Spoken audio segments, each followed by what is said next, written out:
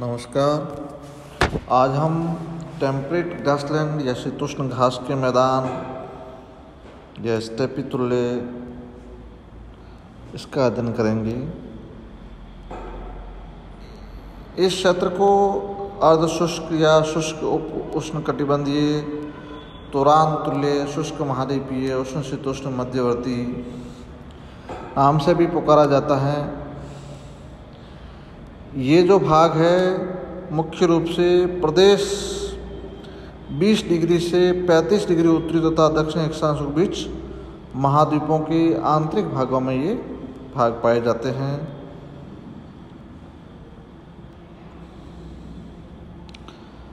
अब इस भाग में मुख्य रूप से यदि बात की जाए तो इसका विस्तार है जो यूरोप एशिया में अधिक पाया जाता है, यहाँ स्टेपी के नाम से भी विख्यात है। इसमें तुरान का मैदान तथा एशिया की निम्न भूमियाँ सम्मिलित हैं। उत्तरी अमेरिका में यह दक्षिणी 100 डिग्री पश्चिम देशांतर से सीयरा नवादा तक फैला हुआ भाग है। रॉकी पर्वत श्रृंखला के पूर्व में स्थित है ये भाग। ये वाला भाग है, ये वाला प्रेरीज। और दक्षिणी अमेरिका में ये एंडीज पर्वत के वृष्टि छाया क्षेत्र में है, जहाँ अधिकांश विस्तार अर्जेंटीना में है। ये वाला क्षेत्र है। और ऑस्ट्रेलिया में यह प्रदेश न्यू साउथ वेल्स विक्टोरिया तथा साउथ ऑस्ट्रेलिया के कुछ भाग में है।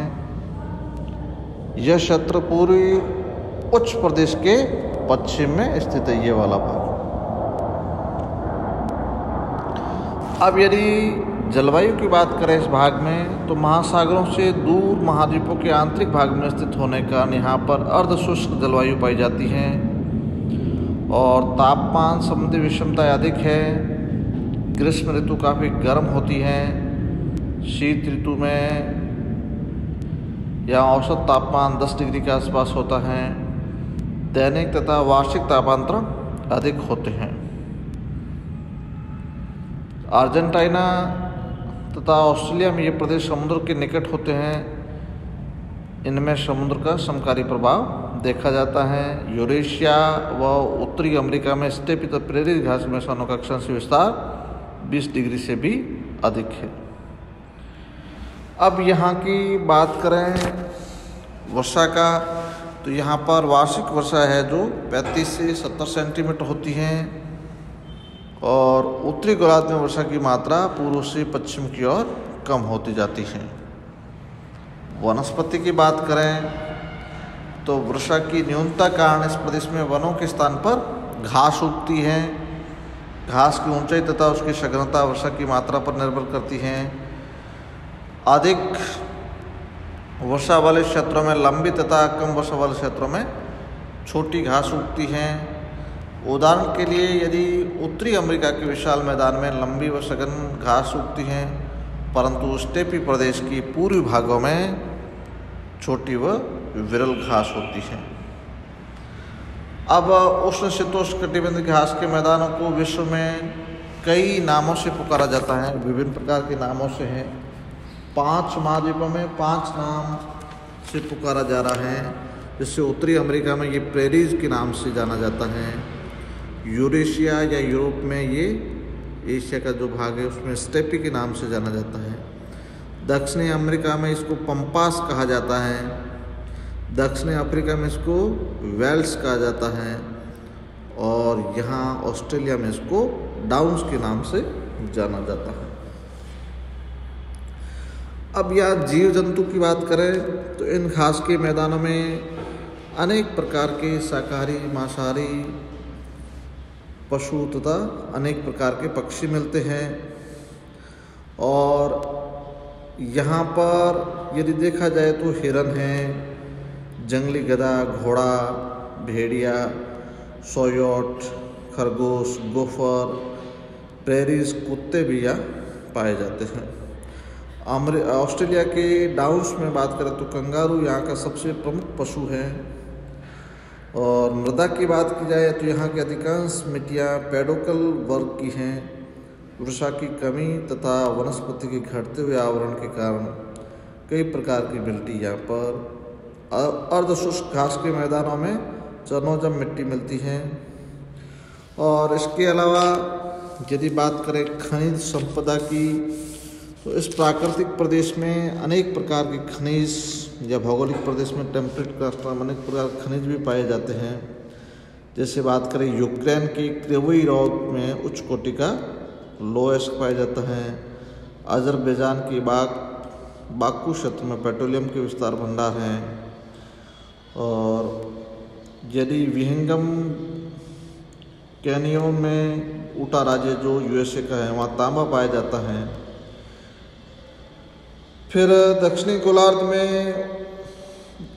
घास के मैदानों में खनिज कम पाए जाते हैं। थोड़ा बहुत यदि देखें तो अर्जेंटीना की पेंटागोनियम पेट्रोलियम है, दक्षिणी अफ्रीका में सोना, हीरे, कोयला, लोहा आदि खनिज मिलता है।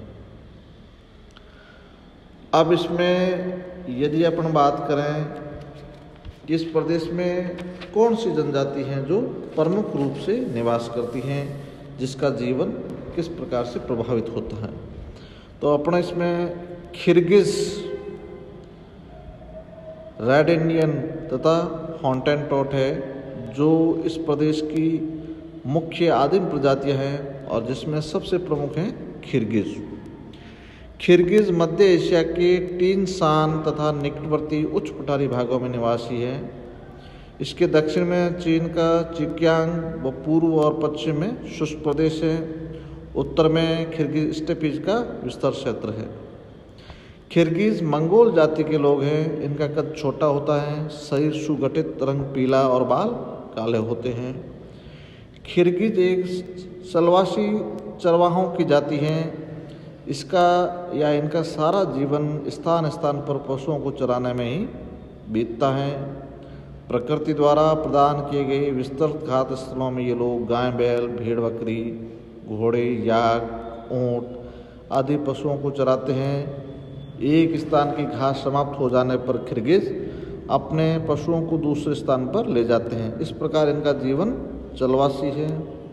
इतने बड़े पैमाने पर प्रवास के लिए बहुत ही सोच समझकर प्रबंध करने की आवश्यकता होती है, क्योंकि इन पर हजारों पशुओं तथा मनुष्यों का जीवन निर्भर करता है।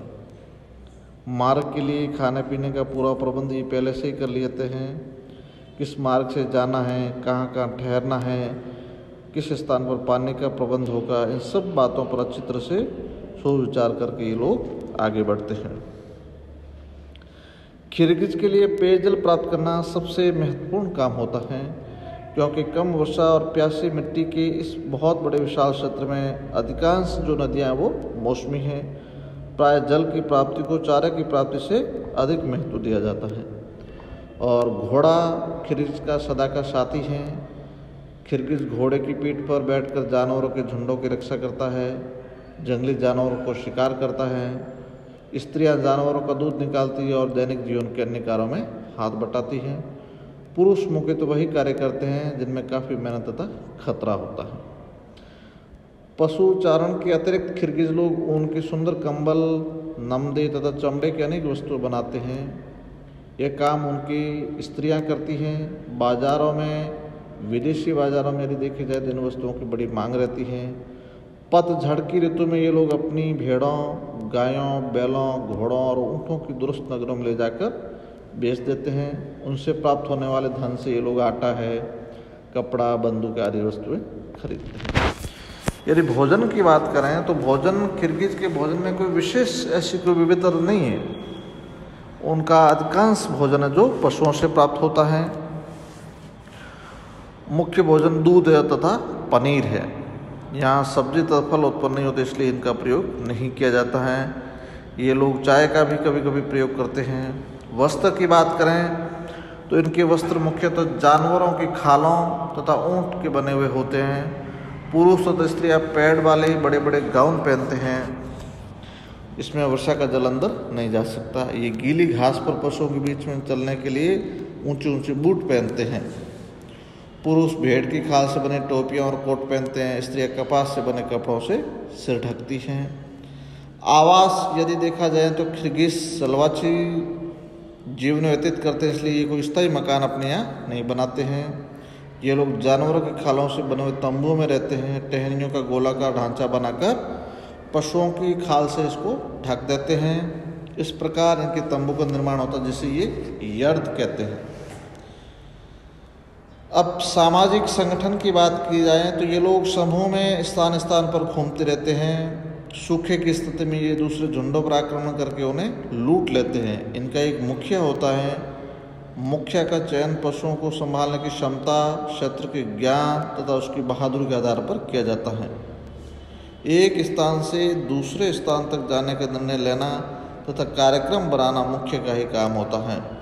एक दूसरे के झुंडों में आपस में विवाह की प्रथा प्रचलित है यहाँ। और किर्गिज का मध्य सभ्यताओं से बहुत कम संपर्क रहा है, जिसके कारण इनके जीवन स्तर में कोई विशेष प्रगति नहीं हुई है।